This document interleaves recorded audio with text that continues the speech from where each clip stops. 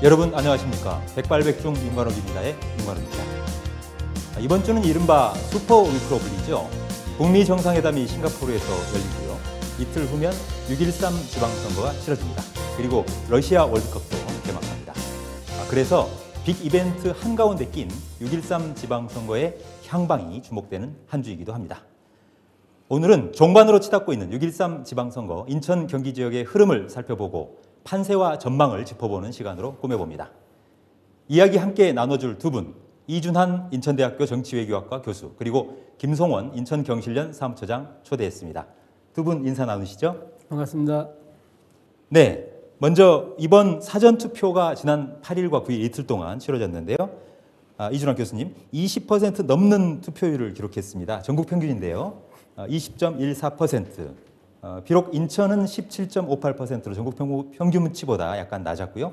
경기도 역시 17.47%로 인천보다 약간 낮았습니다. 하지만 전국적으로 봤을 때는 사전투표율이 20%를 넘었기 때문에 굉장히 높다 이런 분석이 나오는데요. 어떻게 보십니까? 그렇죠. 20%가 넘었으면은 지방선거에서 지난 2014년 지방선거에서 처음 사전투표가 도입됐었거든요. 그래서 두 번째인데 14년에는 11%를 좀 넘었어요. 사전투표를 이용한 사람이. 근데 이번에 20%를 넘었다. 그러면 상당히 많이 높아진 거고 16년도에 국회의원 선거 때는 12% 정도가 사전투표를 이용을 했고 그다음에 지난해 17년 대통령 선거 때는 26%가 사전투표를 이용했다고 한다면 지방선거치고는 상당히 많이 했다. 그리고 다행히 이번에 사전투표를 했는데 경기도가 인천보다 좀 낮았고 네. 그다음에 좀 이건 뭐 다행이라고 하긴 어렵지만 이 경기도 입장에서는 인천의 입장에서는 인천이 제일 밑에 대구에 있었고 경기도 있었고 그다음에 인천 17% 넘는 사전투표 이용해서 좀 많이 했다 이렇게 평가를 할 수 있을 것 같아요. 네, 전통적으로 보면 인천은 투표율이 굉장히 낮은 전국 최하위권이다 이런 오명을 많이 받았었는데 그 부분들을 본선거에서는 좀 극복할 수 있는 단초가 마련된 것 아니냐 이렇게 의미를 부여하시는 거군요. 그런 지난 2010년도에 지방선거에서 인천의 투표율이 밑에서부터 4등을 했어요. 그리고 2014년에는 밑에서부터 3등을 했고 이번에 사전투표도 밑에서부터 3등을 했는데 꼴등은 좀 면하고 있는 추세가 아니겠느냐 이렇게 좀 보이고 물론 이제 다음 주 수요일 날 오는 수요일 날 최종 투표 결과가 나오면 결정이 되겠지만 좀 투표율이 인천, 경기 조금 올라가고 있는 추세다 이렇게 얘기할 수 있겠죠. 네, 교수님 그러면은요. 이번 주는 앞서 말씀드렸습니다만 북미 정상회담이 있고 지방선거가 있고 또 월드컵이 개막하지 않습니까? 그야말로 슈퍼 위크인데요. 이 사이에 끼어 있는 6.13 선거이기 때문에 정작 그 본선거의 투표율은 오히려 낮아지지 않을까 이런 우려도 있거든요. 그런 전망에 대해서는 어떻게 분석하시는지요? 맞습니다. 지금 그 선거의 와중에 선거보다 더 큰 이벤트가 있다 보니까 그것도 뭐 조그만 이벤트가 아니라 전 세계적인 이슈가 된 이벤트가 12일 날 북미 정상회담이 열리니 관심이 아무래도 좀 그렇게 돼 있지 않느냐. 근데 지난 주말 사이에 사전투표가 20%를 훨씬 넘어서 투표율 좀 높아지는 거 아니냐. 그리고 지난해 중반쯤에 지난달 중반에 선거관리위원회에서 여론조사를 실시를 했어요.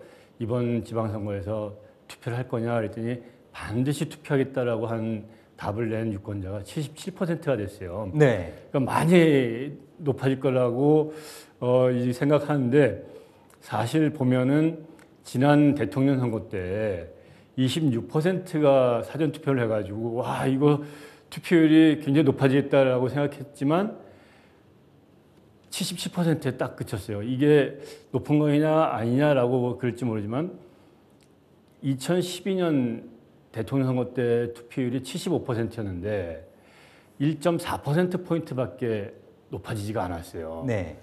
그래서 2017년에는 약 3분의 1이 사전투표를 했고 그 전에 국회의원 선거나 총선거에서는 20%가 사전투표로 이용했는데 만약에 3분의 1 가량이 이번에 사전 투표를 했다 그러면은 60% 정도가 이번 지방선거에 투표율로 나오지 않겠느냐.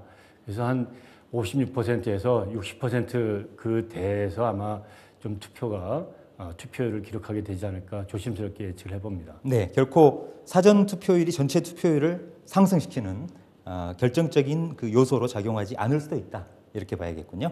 잘 알겠습니다. 이번엔 구체적으로 내용을 좀 들어가 보죠. 김성원 처장님. 예. 인천시장 선거가 지금 핫 이슈인데요. 왜냐하면 지난주 그 정태옥 당시 자유한국당 대변인이 인천, 부천 지역을 비하하는 그런 발언을 방송에서 생방송으로 이제 진행 중에 그런 코멘트를 했다가 파장이 지금 일고 있지 않습니까? 굉장히 크고 심지어는 같은 당 그 소속인 유정복 인천시장 후보 같은 경우에도 정태옥 전 대변인의 대변인직 그 사퇴뿐만 아니고 현 국회의원직 사퇴까지 요구하고 있는 지경인데요. 이게 어떤 그 이번 선거에 영향을 미칠 것으로 예상을 할 수 있을까요? 그러게요. 저도 이제 유심히 관찰을 하고 있는데 뭐 다들 아시겠지만은 이제 이부망천이라고 표현을 하더라고요. 이혼하면 부천에 가고 망하면 인천으로 이사한다라고 해서 이부망천이라는 게 그 정태옥 의원의 뭐 대명사처럼 지금 회자가 되고 있는데 결국에는 이제 인천에 대한 비하 발언 때문에 논란이 되는 거죠. 인천 시민들 입장에서는 상당히 좀 당황스럽고 자괴감을 느낄 수 있는 사안일 것 같습니다. 근데 이제 오히려 왜 이러한 표현들이 나오게 됐는가를 그 배경서부터 좀 따져봐야 될 것 같아요. 보면은 인천은 언론에 비춰지는 것도 사실상 사는 것에 있어서 나름대로의 만족도가 있음에도 불구하고 이게 왜곡돼 가지고 표현되는 경우들이 의외로 많이 있거든요. 인천이 이제 서울의 이 변두리에 있다라고 하는 인식이 특히나 이제 영호남을 중심으로 그 정치의 패권을 가진 지역들 있지 않습니까? 네. 이런 지역에서 인천을 왜곡해서 생각하는 경향이 있습니다. 예를 들면 정태옥 의원 같은 경우에는 아시는 것처럼 인천시에서 기획관리실장을 했거든요. 그렇죠. 그 송영길 시장 때 하지 않았습니까? 네. 그래서 누구보다도 인천의 사정들을 잘 아는 분이 이런 표현을 어떻게 했을까? 이거는 잠재적으로 영남에서 오랫동안 정치적 패권을 누리면서 집권을 해오다 보니까 서울 외의 도시들 같은 경우에는 좀 가볍게 생각하는 곳에서 이런 발언들이 나온 게 아니냐. 그래서 이거는 어느 정당의 문제라고 보기보다는 정권을 영남과 호남이 이렇게 돌아가면서 잡으면서 서울과 영호남 외에는 그 외의 지역들을 좀 폄하하는 그런 경향성에서 나온 모습으로 해석할 수도 있다. 그래서 오히려 이게 어떤 파장을 비칠 거냐에 대한 해석은 어찌 보면은 정당의 문제로 보기보다는 소위 이제 영원한 중심의 이런 정치 패권들에 대해서 인천 시민들이 실망하는 모습으로 나타날 거다. 그래서 특정 정당에 이익이 가거나 하는 형태로 오히려 나타나지 않을 수도 있다는 생각도 해봅니다. 네, 특정 정당의 표를 몰아준다거나 어떤 이런 결과로 표출되지도 않을 수도 있다. 예. 네, 굉장히 좀 심중하면서도 구체적인 그런 전망인 것 같은데요. 이준환 교수님께서는 이번 정태옥 전 자유한국당 대변인의 발언으로 인한 인천, 부천 비하 발언에 대한 파장 어떻게 선거에 영향을 미칠 것으로 전망하십니까? 이게 선거 막바지에 이 말실수, 막말로 선거가 그 결과가 많이 바뀐 사례가 있어요. 예를 들면은 뭐 노인 폄훼 발언을 해가지고 과거에 큰 망신을 산 대선 후보도 있었고, 네. 그 다음에 2012년 총선 놓고 김용민 막말 파문이 있어가지고 패배를 한 경우도 있고, 그런데 이런 막말을 해서 그만큼의 파급력을 있겠느냐라고 생각할 수 있을지 모르겠지만, 뭐 대구에서도 대구 유권자들, 대구 지금 선거가 막상막하 지금 박빙의 구도로 간다고 그러는데 부천 시민들도 많이 상처를 받았고 인천 시민들도 많이 상처를 받았고 그래서 이 좀 영향을 줄 수도 있어 보이고 물론 이제 선거 결과 이제 며칠 사이에 뚜껑 열어봐야 되겠는데 김성원 처장님 의견도 있지만 저는 조금 이런 게 영향을 줄 수도 있다 생각이 듭니다. 네, 선거의 표심에 적지 않은 영향을 줄 수 있는 막판 변수로 떠오를 수 있다. 이렇게 전망하시는군요. 잘 알겠습니다. 그동안 3차례 선거방송 토론이 있었습니다. 인천광역시장 그 선거를 놓고 봤을 때요. 그런데 이 후보자 간의 공방이 벌어졌었는데 여러 가지 의견이 있었습니다만 크게 보면 수도권 매립지 이 사자 합의 부분을 인정할 거냐 말 거냐 철회할 거냐 이런 부분도 있었고요. 또 한 가지는 이 경인 전철 지하화에 대한 실현 가능성, 또 지하화가 맞느냐 아니면 다른 어떤 노선을 강화하는 게 맞느냐 이런 부분에 대한 논란도 있었고요.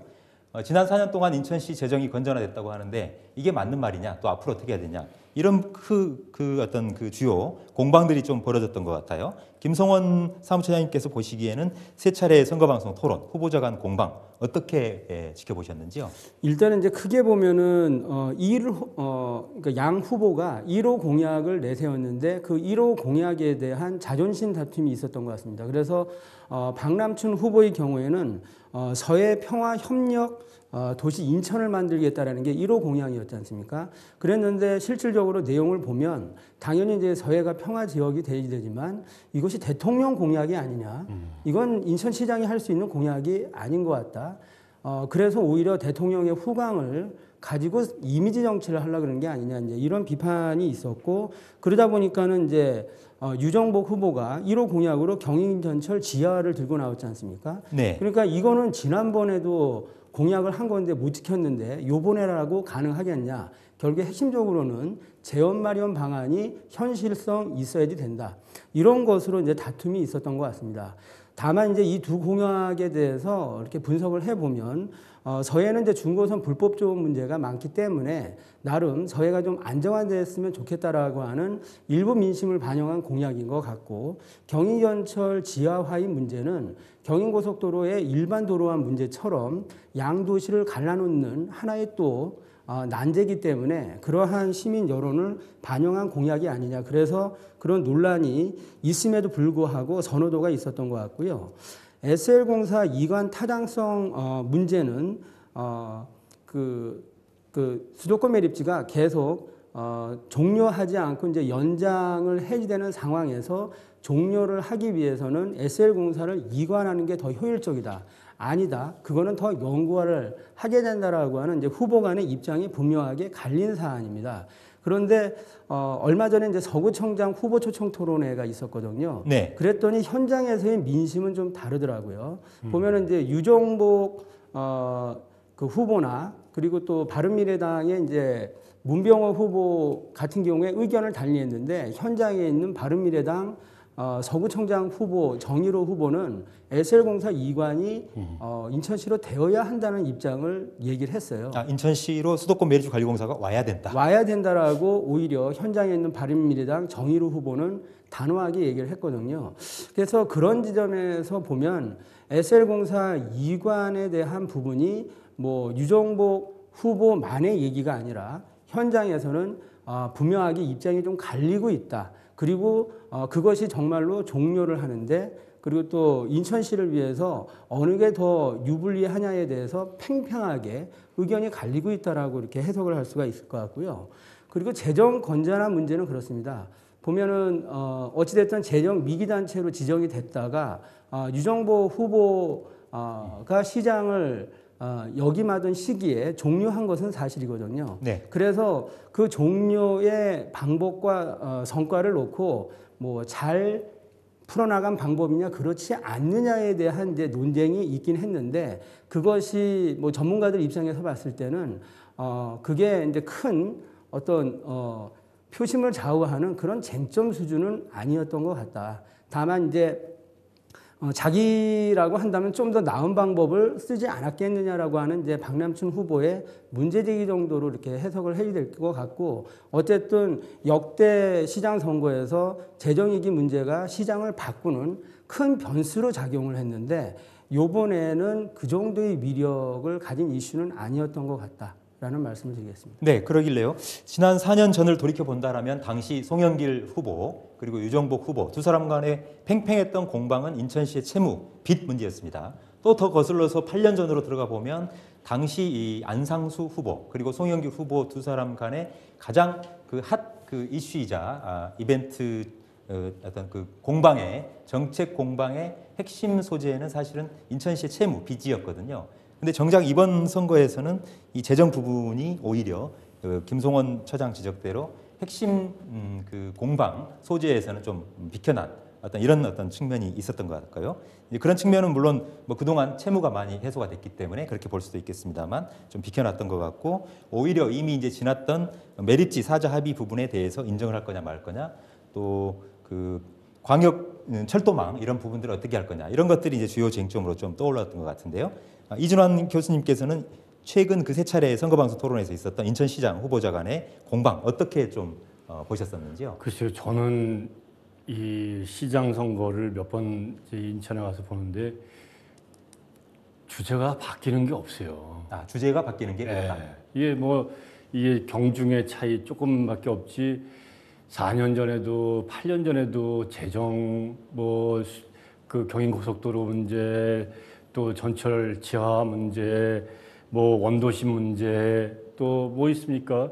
이런 게 항상 나오고, 그러면 뒤집어 놓고 보면 4년 동안, 8년 동안, 12년 동안 한 거 없다는 얘기밖에 없어요. 아, 네.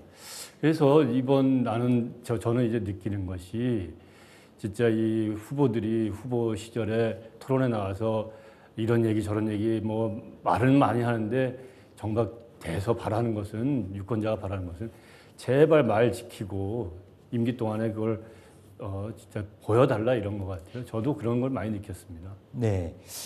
이 교수님의 말씀에 좀 부언이 될지 모르겠습니다만, 경제정의 실천시민연합이 이번 6.13 지방선거를 맞아서 인천광역시장에 출마한 주요 후보들의 3대 핵심 공약을 분석을 해서 그 결과를 내놨는데요. 문제는 이 구체적인 실현 방안이 부족하다라고 한마디로 요약할 수 있겠습니다. 인천 균형 발전 그리고 교통 문제 등에 대해 많은 말의 성찬을 내놨지만 이 구체적인 계획이 미흡하다, 이렇게 요약이 되는 평가를 경실련 차원에서 내놨는데요. 김성원 차장님, 이 구체적으로 이 후보들이 이 많은 그 정책 공약들은 남발을 하고 있지만 이 재원 조달 방안이랄지요, 또 이게 어떤 중앙 정부와의 그 관계 속에서 원활하게 풀어갈 수 있을지, 이런 것들에 대한 구체적인 프로세스가 좀 미약하다 제시가, 이런 지적들도 나왔는데, 사례들을 몇 가지 좀 들어보면서 얘기를 한다라면 어떤 것들을 들 수 있을까요? 일단은 이제 이준환 교수님 말씀에 전적으로 동감을 합니다. 보면은 요번 지방 선거에서도 이슈화 됐던 것이 지난 기간에 이슈화 됐던 것들이거든요. 그래서 되게 안타까운데, 오히려 그래서 저희가 요번에 시장 후보를 대상으로 해가지고 그동안의 주요한 현안임에도 불구하고 안 풀리는 것들에 대해서 후보자들한테 정책으로 제안을 하고 한번 답변을 해달라고 요구를 했어요. 인천에 이제 안 풀리는 현안 중에 정부의 정책이 너무 이렇게 부산에만 쏠리는 현상이 대두되다 보니까는 인천이 홀대받고 인천항이 홀대받는, 그래서 우리 지역 경제가 어려워지는 이런 현안들이 있고, 또 하나는 중앙의 갑질로 인해 가지고 인천이 분권을 제대로 하지 못해서 피해를 보는 사례, 그리고 수도권의 역차별을 받는 이런 현안들이 있습니다. 그런데 이런 현안들에 대해서 후보자들한테 질의를 했는데 역대로 다 마찬가지입니다. 여당 후보만 되면 왜 이렇게 신중하게 대답을 하는지 공약 채택을 안 하겠다라고 얘기를 하는 거죠. 공약 채택을 하지 않겠다. 네, 그런 사례들이 있었나요? 예. 예를 들면 이제 부산에 너무 재정도 쏠리고 정책도 쏠리고 이러다 보니까, 그래서 항만산업균형발전특별법을 제정을 해보자. 그리고 논란이 됐던 해사법원을 인천에 유치를 해오자. 이런 이제 현안이라든지, 그리고 이제 수도권과 관련해 가지고 인천에 국립해양 대학이 있었으면 좋겠는데, 그러면 수도권의 교육 청량을 해결해야 되지 않겠습니까? 네. 이런 문제라든지, 그리고 물 이용 부담금에 대한 문제, 이런 것들을 질문을 했는데 여권의 후보들 같은 경우에는 보면 이 부분에 대해서 미온적으로 답을 하고 있다는 거죠. 그런데 이것이 무엇으로 연결이 되느냐 하면, 아까 똑같은 얘기가 반복적으로 된다라고 얘기한 것처럼 경인고속도로 일반화 문제도 마찬가지입니다. 그 통행료 폐지 문제도 사실상은 답을 못 하셨는데, 이런 것들만 보더라도 정부 여당에 대해서 눈치를 보고, 정권이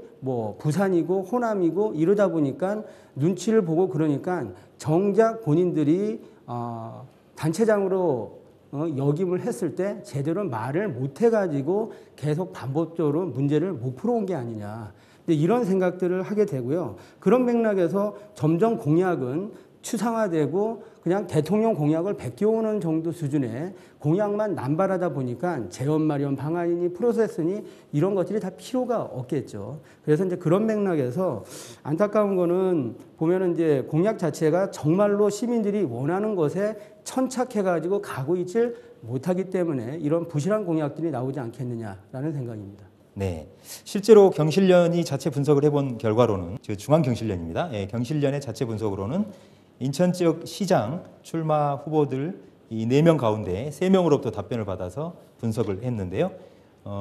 더불어민주당 박남춘 후보의 경우에는 공약이 대체로 실현 가능성이 좀 낮다 이런 지적이 많았습니다. 가령 서해평화협력청을 만들고 유엔 평화사무국을 송도에 유치한다 이런 것을 핵심 공약으로 내세웠었는데 실현 가능성이 과연 있을 건가라는 의구심이 들었다. 그리고 정치적 변수로 좌지우지 될 수 있기 때문에 상황이 언제든지 바뀔 수 있다. 이런 지적이 있었고요.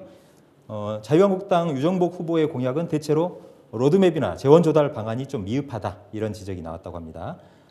예를 들어서 이 유 후보의 공약이 도시재생 사업 뭐 이런 부분에서는 이 긍정적이지만 구체적으로 재원을 어떻게 마련하겠다 이런 것들이 너무 없었다는 지적이 있었고요.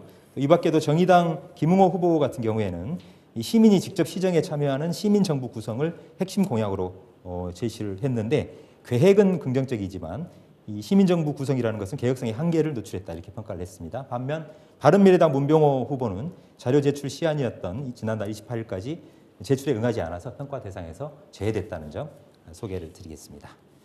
네, 인천시장 선거에 대해서 살펴봤습니다. 그러면 이번에 경기지사 선거에 대해서 한번 살펴보도록 하겠습니다. 이준환 교수님께서 좀 말씀해 주셨으면 좋겠는데요. 이번 선거가 끝까지 이 후보자에 대한 자질 공방 그리고 네거티브전으로 점철되고 있는 그런 분위기예요. 특히 이 더불어민주당 이재명 후보를 둘러싼 이른바 그 여배우 또 형수 막말, 해경군 김씨, 뭐 전과 이런 논란들이 굉장히 끊임없이 이제 폭로도 되고 제기도 되고 공박이 오고 가고 있는데요. 이번 이재명 후보를 둘러싼 이런 네거티브전, 특히 자질론 이런 부분들이 이번 선거 종반의 어떤 막판 변수로 작용할 수 있을 것으로 보시는입니까? 그렇죠. 지금 지난 한 달, 2달 사이에 지지율 격차가 이 네거티브 전으로 인해서 뭐 10% 가량이 그 줄어들어 나가는 것을 보이니까 영향이 없지 않았다라고 볼 수 있을 것 같아요. 근데 왜 그러면 이런 네거티브를 하느냐? 첫 번째로는 지지율 격차가 줄어들긴 하지만 뭐 기호 1번, 2번, 3번, 4번 이렇게 해서 50%를 육박하거나 50%를 넘는 선두주자가 있고 아무리 발버둥을 쳐도 뭐 3%도 안 되고 5%를 넘지도 못하는 후보들이 이걸 어떻게 할 수 있겠느냐? 이 유혹이 있는 거죠. 네거티브 한 방. 그런 환경이 있는 거고 두 번째로는 앞에 서서 나가는 후보에서 이런 네거티브의 소재가 되는 게 다양한 건이 있는 거예요.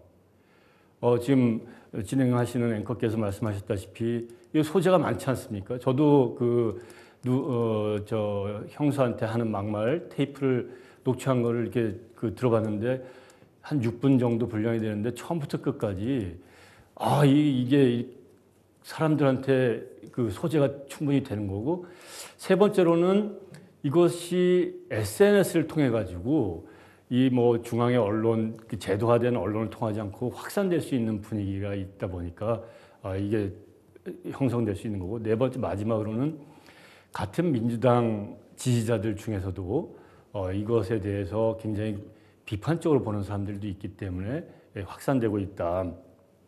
근데 이게 아까도 말씀드렸다시피 지지율의 변동으로 격차를 줄이는 대로 지금 보이고 있죠. 그런데 이제 한 3, 4일 남아있는 남겨놓은 상황에서 이거를 뒤집을 수 있겠느냐. 뭐 그렇게까지는 되기가 좀 어려울지 모르지만 상당히 앞서 나가고 있는 후보로서는 곤혹스러운 네. 그런 그 소재가 되는 것은 분명한 것 같습니다. 네, 물론 대세론이라는 게 있겠지만 최근에 불거진 이 네거티브전에서 불거진 여러 가지 사안들이 지지율 격차를 좁히거나 아니면 선거에 분명히 영향을 미치는 요소가 될 것이다. 이렇게 요약할 수 있겠군요. 네, 그렇다면 김성원 사무처장님께서는 주로 이제 후보들의 정책 공약이랄지 실현 가능성 이런 부분들에 대해서 집중적으로 분석은 하시겠습니다만 최근 경기지사 선거에 있었던 이 네거티브전 이런 부분들이 선거에 어떤 영향을 미칠 것으로 좀 전망을 하십니까? 일단은 그 이제 공방을 벌이고 있는 두 후보라고 할 수 있는 이재명 후보하고 남경필 후보의 공약을 봤어요. 그래서 정관위에 떠 있는 3대 공약을 봤는데 아까 말씀드린 것처럼 여당 후보들의 경우에는 남북관계 공약이 꼭 이렇게 주요 공약으로 들어갑니다. 그리고 또 이제 지방 분권에 대한 공약이 들어가거든요. 뭐 경기도가 워낙에 사이즈가 있으니까.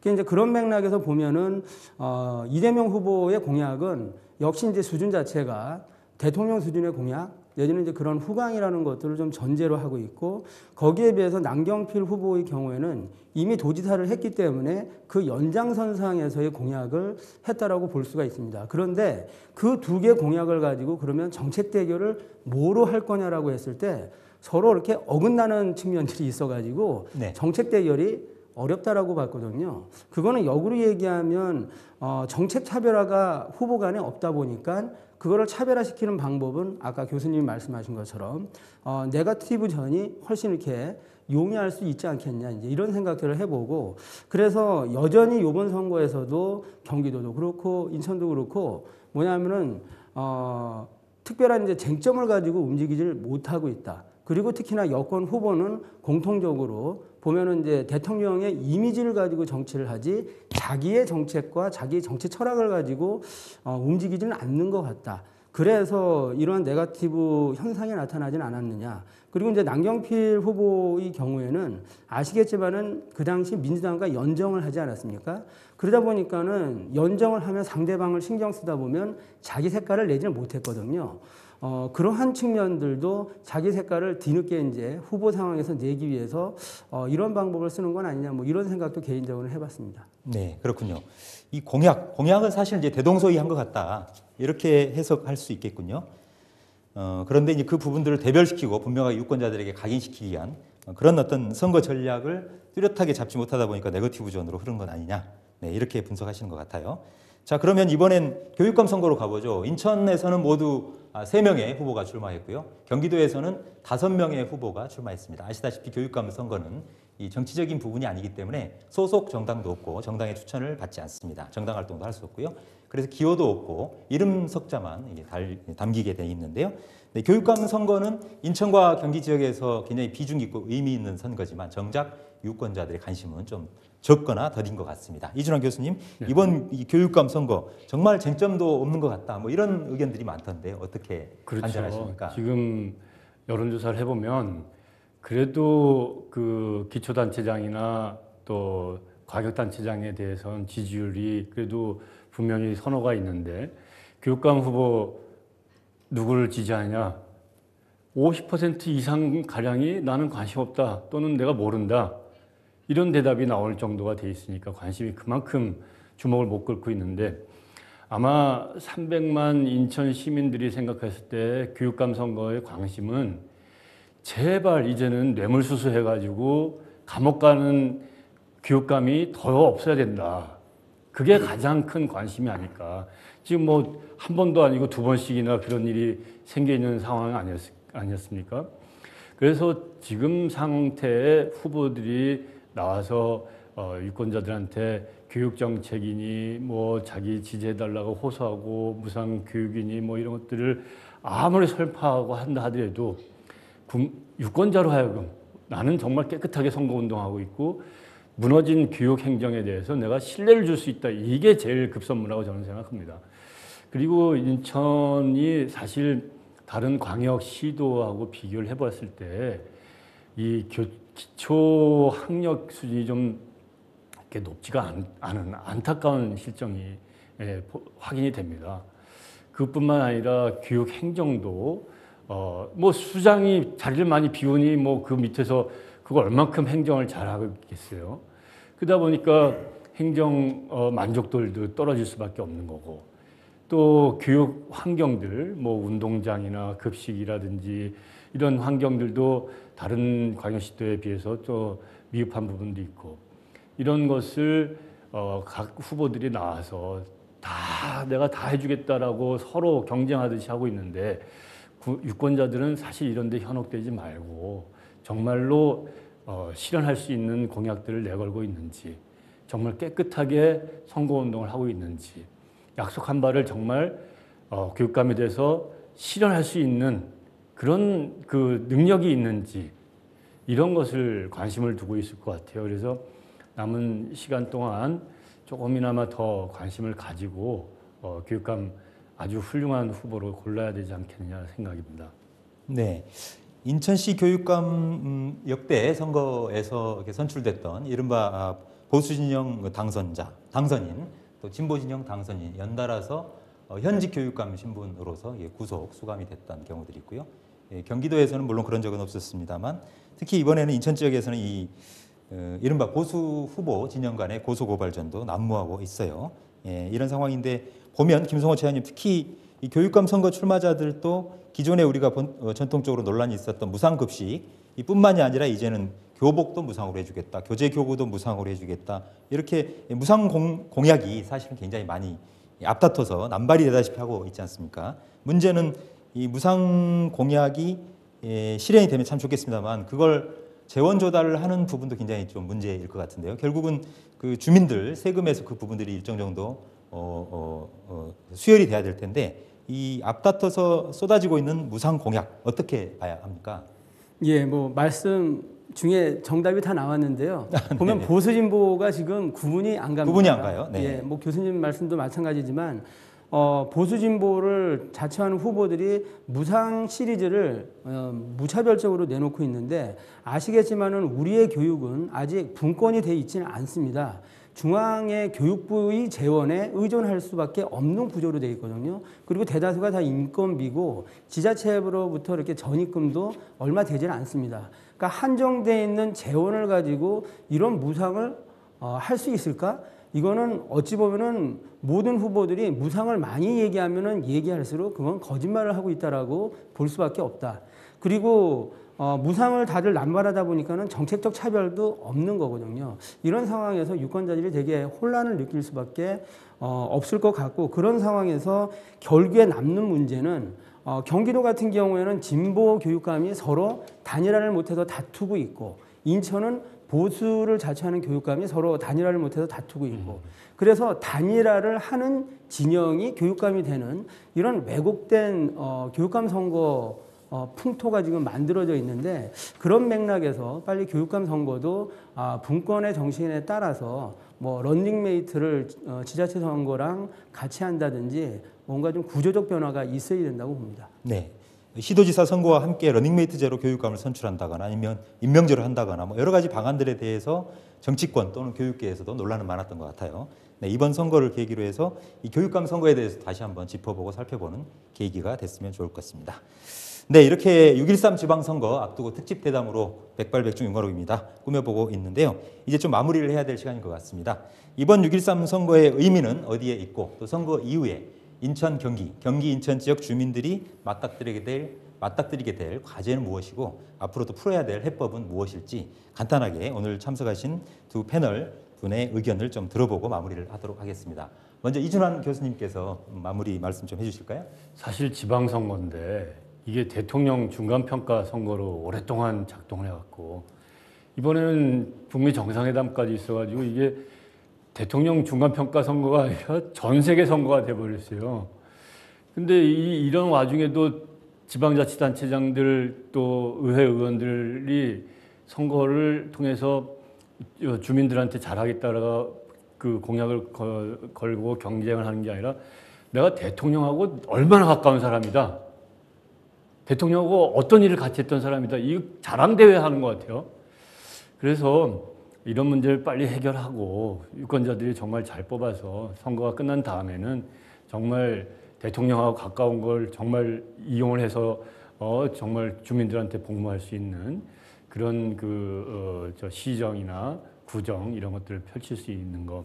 그게 아마 핵심적인 과제고 유권자들한테 다시 심판의 대목이 되지 않을까라는 생각을 합니다. 네, 잘 알겠습니다. 이번 6.13 선거의 의미와 과제, 김성원 사무처장님께서는 어떻게 정리할 수 있겠습니까? 예, 뭐 저도 이준환 교수님하고 의견을 같이 합니다. 보면은 이미지 정치, 자기 것이 아닌 정책을 가지고 자기 것처럼 하는 정치는 벗어나야 된다고 보고요. 그런 맥락에서 인천은 부산으로부터 홀대받는 정책, 중앙으로부터 피해보는 정책, 수도권으로부터 역차별받는 이런 정책 현안들이 해결이 돼야 인천이 발전을 할 수가 있습니다. 그러면은 중앙의 눈치를 보는 후보는 안 되는 거거든요. 그런 맥락에서 정말로 인천 발전을 위해서 헌신할 진짜 인천시장을 뽑아야지 부산시장을 뽑으면 안 된다고 생각을 합니다.